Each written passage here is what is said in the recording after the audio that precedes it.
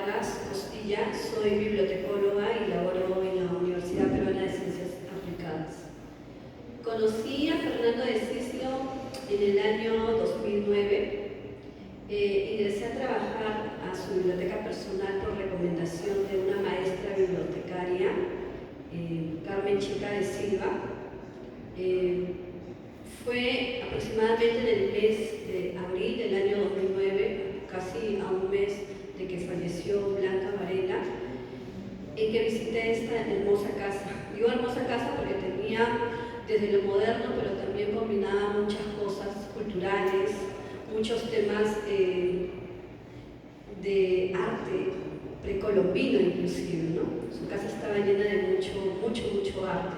Y bueno, para no entrar en mucho detalle, Cislo quería que se organizara su biblioteca y que fuera bastante similar a la organización de la biblioteca de Mario Vargas Llosa.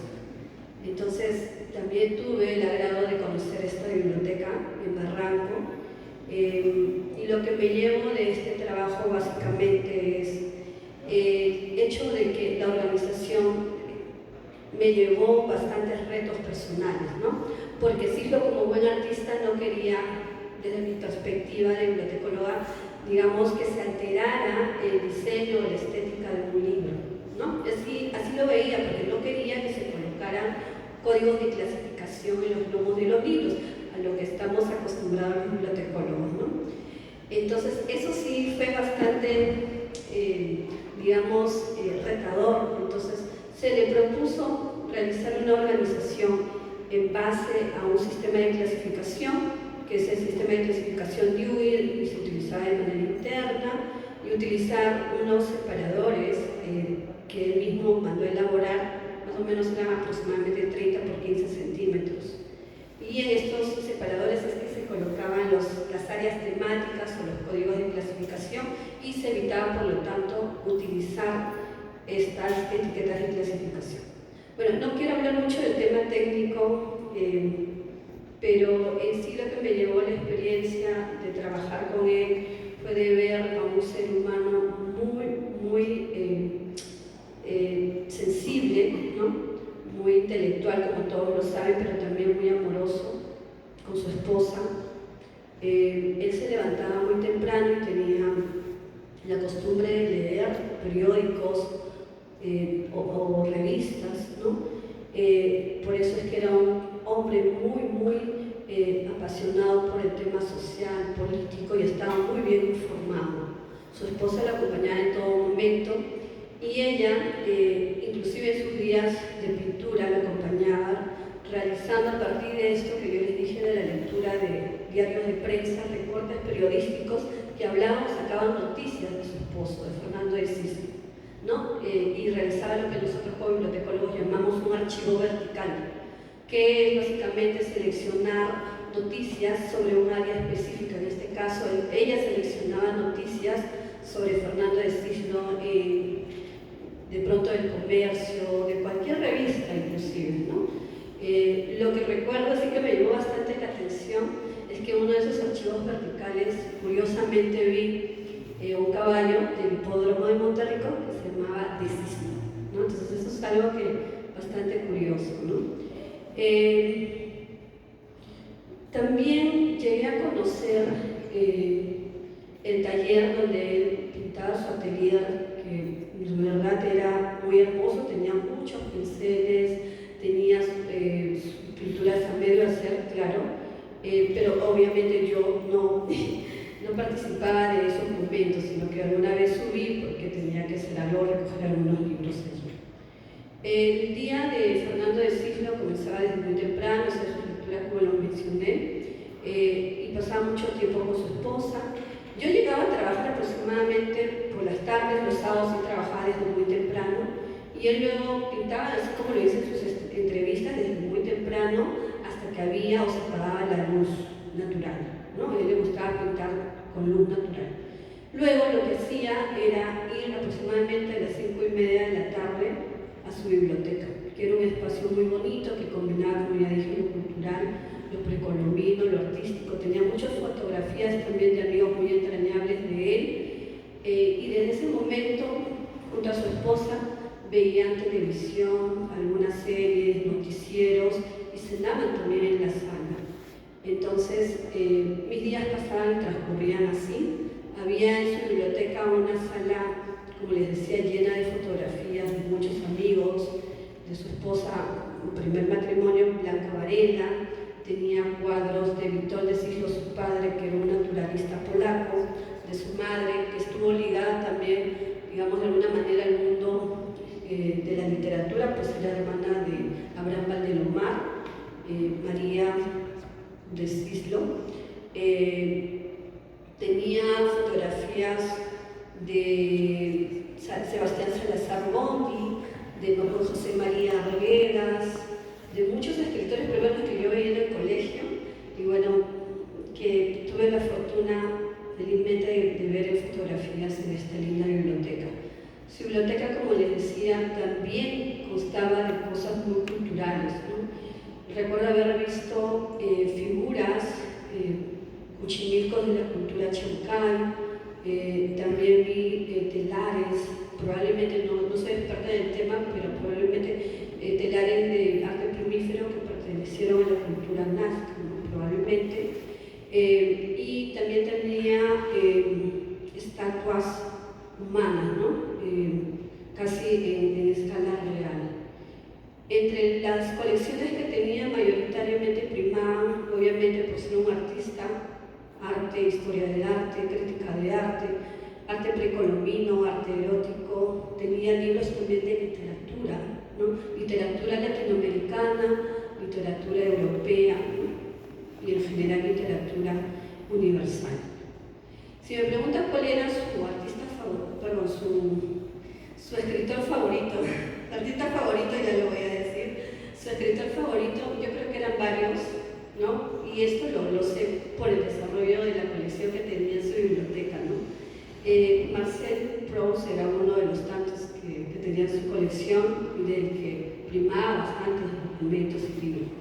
Jorge Luis Borges, Adolfo Westphalen, y él también mencionaba, creo que en algunas entrevistas, a José María Arguedas y obviamente su esposa del primer matrimonio, Blanca Varela, ¿no? Octavio Paz también estaba entre estos autores favoritos.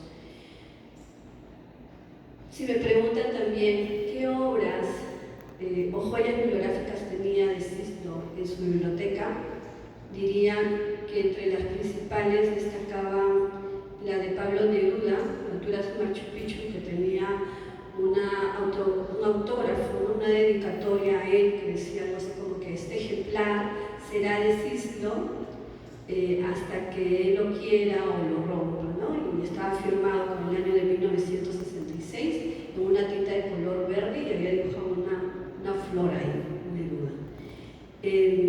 También recuerdo haber visto un libro pequeño, formato más o menos espectral, chiquito, de Juan Rulfo, un ejemplar de Pedro Páramo, que también tenía una dedicatoria a Fernando de Sislo. Otro libro muy bonito era el de su amigo Octavio Paz, ¿no? Que también tenía una dedicatoria, algo así como que Fernando con cariño, un abrazo, Octavio. Esos tres libros sé que era uno de los principales que él mostraba en cada entrevista que tenía.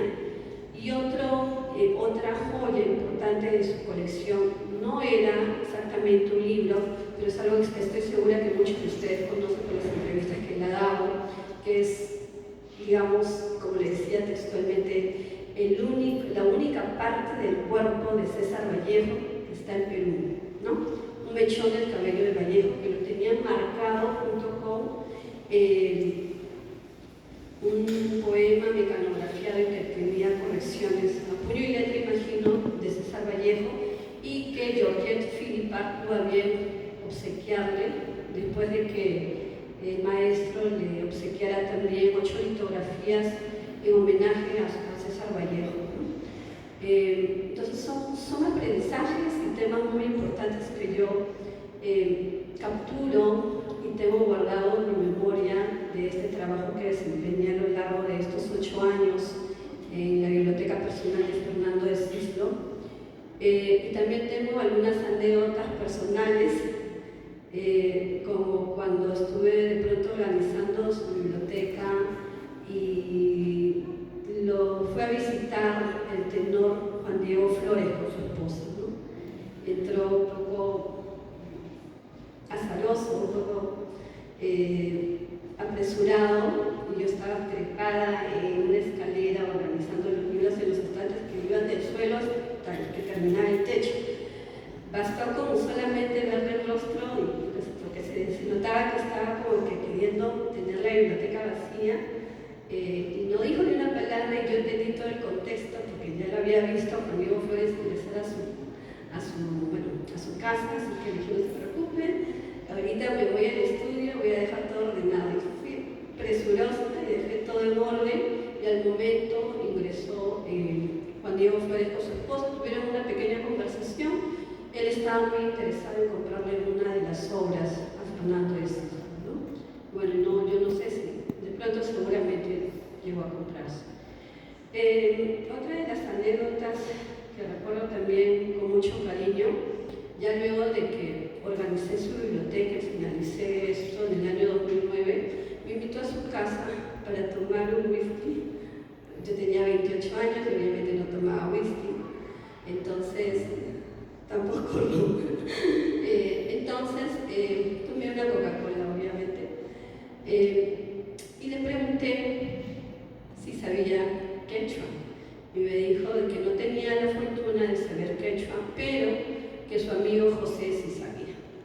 Y en mi mente yo dije: se refiere a José María Arguedas. Me sorprendí, estaba muy emocionada y le dije: mi familia también es de Apurímac y yo sé algo de quechua.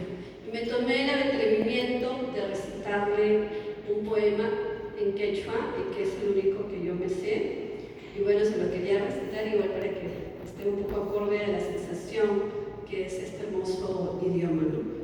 Huj urpichata uywakurkani, llapas uywakurkani, cheni kananja ripukulyasja, mani matapa finachikauta. Esto, traducción al español, es: una paloma yo he criado, con toda el alma la he querido, por eso ahora me abandona sin que le diera ningún motivo. Le gustó, y de verdad que fue una bonita experiencia poderle compartir esto que les estoy compartiendo a ustedes.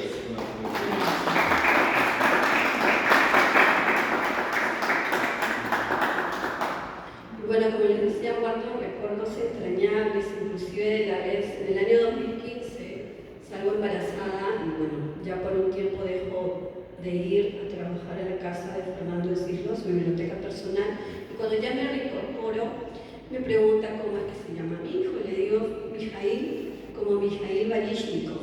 Ah, qué bueno, me dice, pero por un momento se me pasó por la mente llamarlo Cisco. Me respondió con mucha ternura y me dijo que no hubiese sido una buena idea porque le hubiese sido muy difícil escribirlo, ¿no? Sí.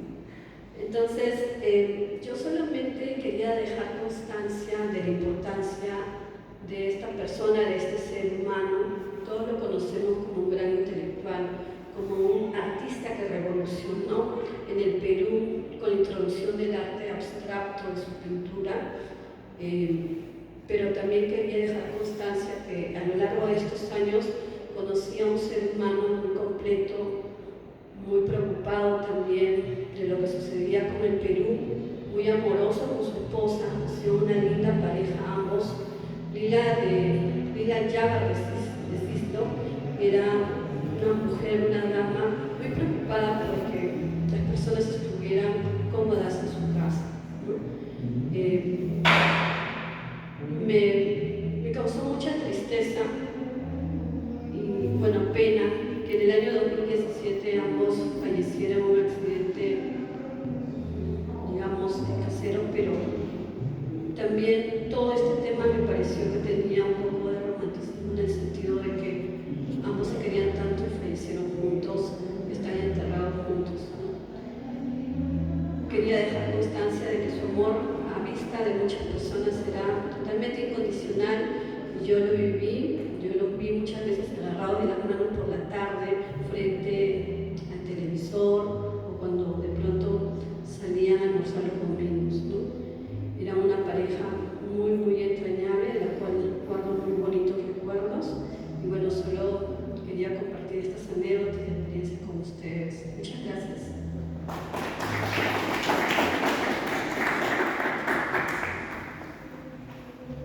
A continuación, la señora María